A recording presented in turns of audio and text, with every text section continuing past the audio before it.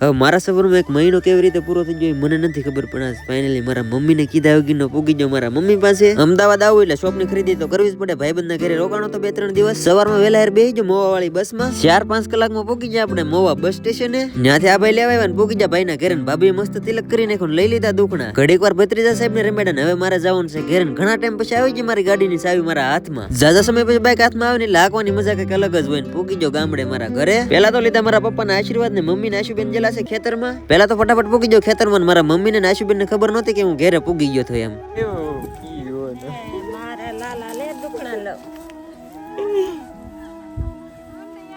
કીવાનો ઉભો હું કીવાનો આવ્યો મારો લાલો 1.5 મહિને આવ્યો કઈ નહીં. અડધી કલાક ખેતરમાં વાતો કરીને પછી આવ્યા અમે બધા ઘરે. હું ગમે ત્યાંથી બહાર જઈને આવું ને એટલે આશુબેન નું પેલું કામ હોય મારા ઠેલામાંથી બધો સામાન કાઢવાનું. પછી ઘરેથી સીધો બાઇક લઈને વયો ગયો મારી ફેવરેટ લોકેશન રત્નેશ્વર મહાદેવ. કેમ કે આ જગ્યા છે ને મારા માટે થોડીક ખાસ છે ને હવે છે ને થોડીક વાર અહીંયા જ બેહવાનું છે. આશા છે કે આજનો બ્લોગ તમને ગમ્યો હશે. ગમ્યું હોય તો ફોલો કરતા જાજો.